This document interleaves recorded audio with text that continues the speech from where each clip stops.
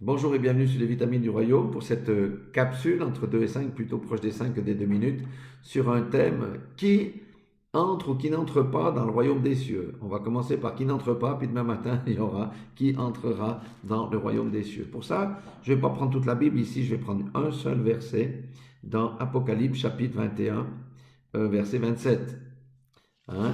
Il dit qu'il n'entrera chez elle, à Jérusalem, hein, rien de souillé, ni personne qui se livre à l'abomination et au mensonge.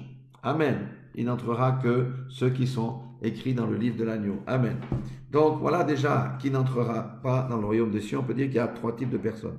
Il y a des gens qui ont la souillure, c'est la souillure du cœur auquel il est fait allusion. Ici, c'est pas la souillure externe, parce qu'on peut être très bien à l'externe, mais complètement pourri à l'intérieur. Donc la souillure du cœur, ça veut dire quoi?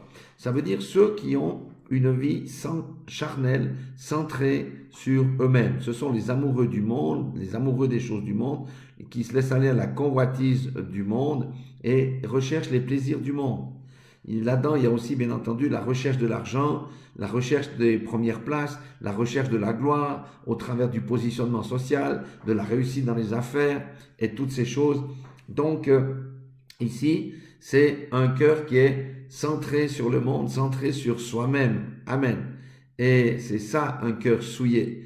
Parce que ce sont les choses à l'intérieur du cœur qui souillent le cœur. C'est pourquoi la Bible dit que gardez votre cœur pur par-dessus toute chose, plus que toute chose. Amen.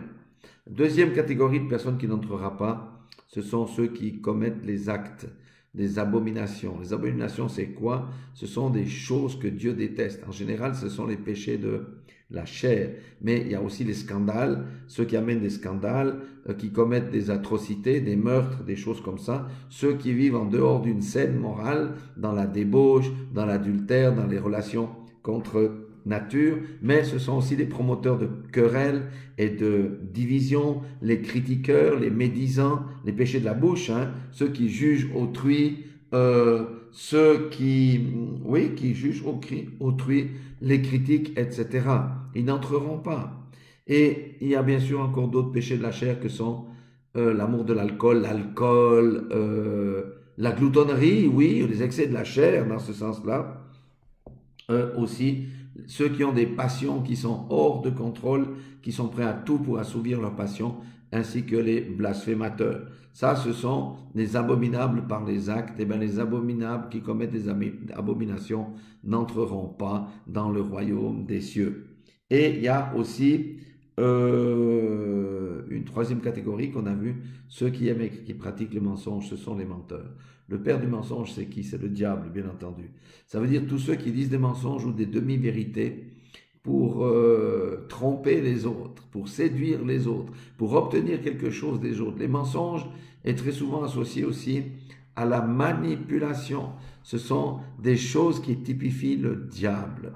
Donc, les menteurs n'entreront pas, en tous les cas pas. Pas plus que ceux qui commettent des actes abominables.